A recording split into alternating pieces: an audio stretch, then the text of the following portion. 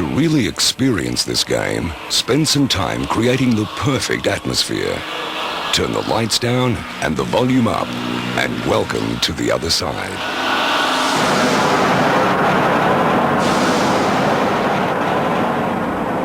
Shut up and listen up. The game begins with everybody taking it in turns to roll both dice to determine who will become the chosen one. Whoever rolls the highest wins. The chosen one is a creature of destiny, for it alone gets to choose the shape of things to come by assembling the provinces. The 6 sections of the game board lock together around the central hub. Each one fits over a raised tab which forms one square of the track.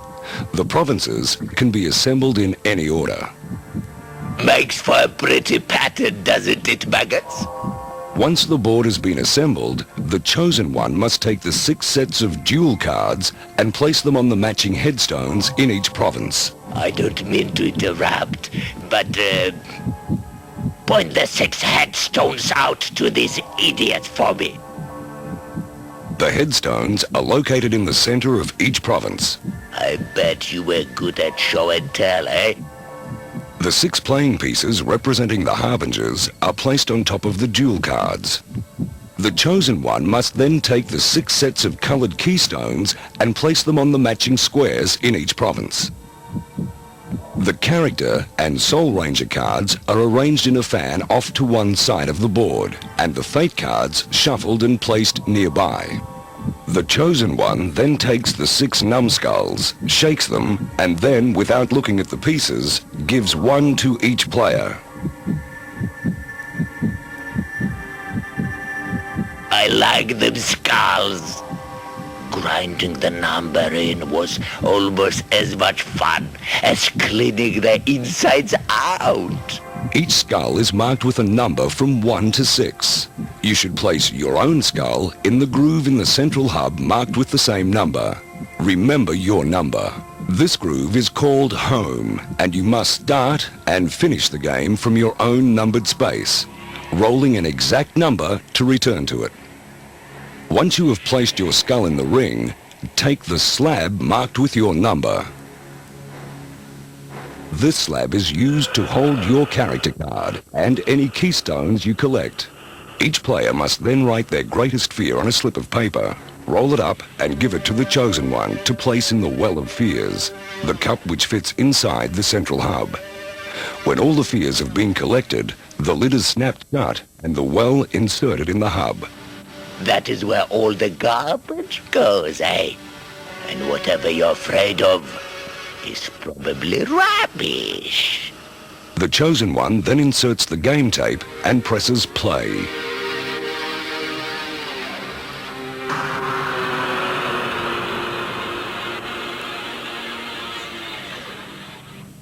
Atmosfear is a race against time and the gatekeeper. He rules this game. To beat him, you will have to collect all 6 different colored keystones and then return home to face your worst fear. But it gets worse. He is only going to give you 16 minutes to play, and he likes to play rough. He's the gatekeeper. Whenever he appears, you must stop whatever you are doing and listen to everything he has to say. If you are midway through a move, you must freeze and leave your playing piece where it is. Your turn is null and void.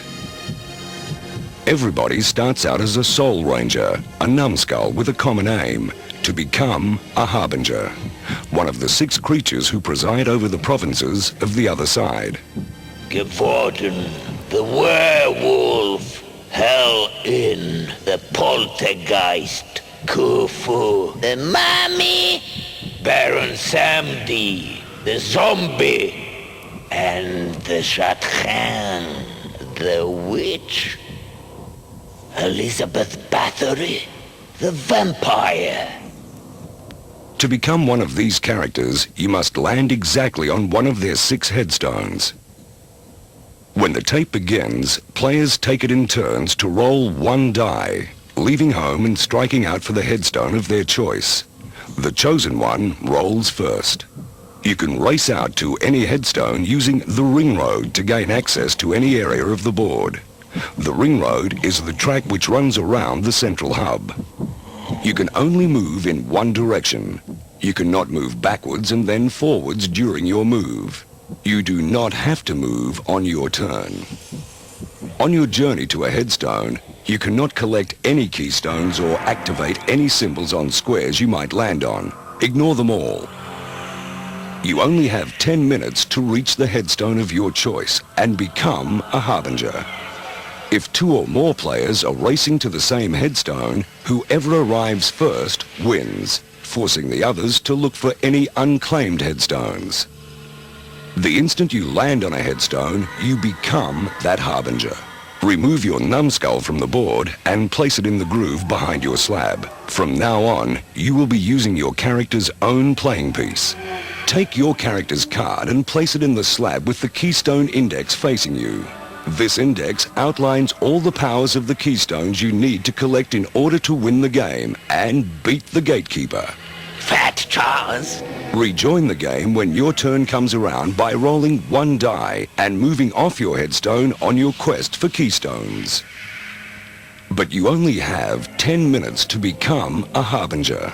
If you fail, you will be drafted into the ranks of the Soul Rangers. And that is nothing to be proud of, hey? If more than half the players fail to become Harbingers by the 10-minute mark, the game is forfeited. The game tape must be stopped and the gatekeeper declared the winner. I'm waving you goodbye. You can journey from one province to another using any track except the ring road. To win a keystone, you must land exactly on a square holding one. You can collect as many keystones as you want. The more keystones you collect, the harder it is for your opponents to win. But you will still need all 6 different colored keystones before you can return home. Each color increases your power. But if you lose a colored keystone, you also lose its power. Keystones and their powers. The duel. Your own colored keystone gives you the power needed to duel with other Harbingers and Soul Rangers. When you collect this keystone, you can collect your duel cards from your headstone. Take your duel cards and place them behind your slab. To duel with a Harbinger, you must land exactly on a lightning strike. The instant you land on this square, deal one of your cards face down in front of the Harbinger you want to attack. Your opponent must counterattack by dealing one of their cards down. Both cards are then turned over. The card with the highest number wins, unless you have played a 7 and your opponent has counterattacked with an ace. An ace beats a 7, but nothing else. Without looking, the winner picks 1 keystone from the loser. Both cards, their powers spent, are then removed from the game. Your own keystone also gives you the power to dice duel with any Soul Rangers. To duel a Ranger, you must land exactly on a square with a skull, then roll 1 die. The Ranger you want to duel must counterattack by rolling 1 die, and whoever rolls the highest picks a keystone from the loser.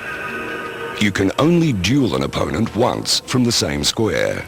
To duel again, you must leave the square and return to it, or go in search of another. Double dice. If you collect this keystone, you have the power to choose to roll 1 or 2 dice, doubling your speed. Flight.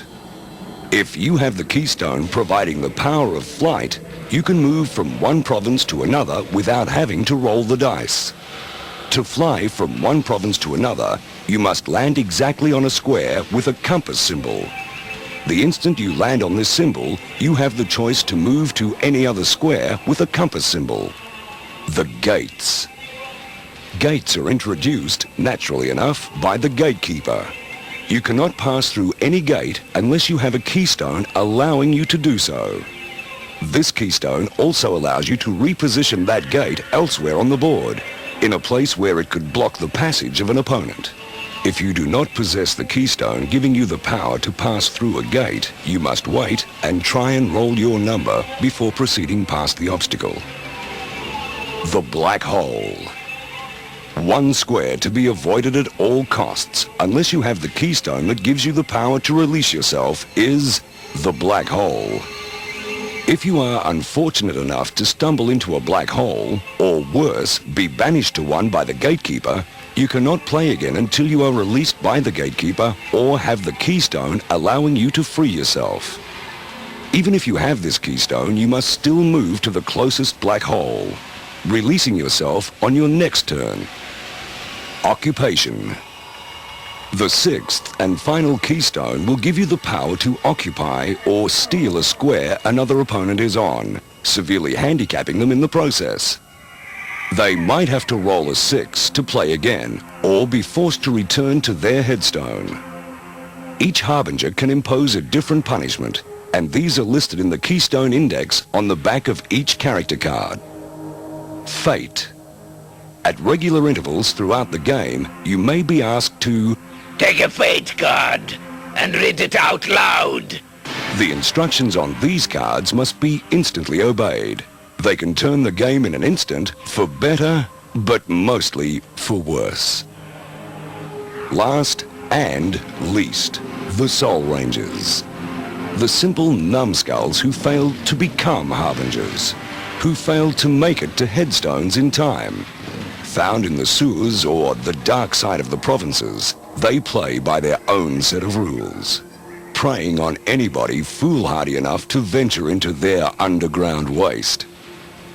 If you are unfortunate enough to remain a ranger, your first job will be to turn any unclaimed provinces over to the other side, reposition any keystones, and then take a Soul Ranger card. Any Harbinger caught in a province that is turned over must return to their headstone. Soul Rangers play the game using their skulls and can resume play from any square bearing this symbol in any sewer. Rangers cannot win keystones by landing on them.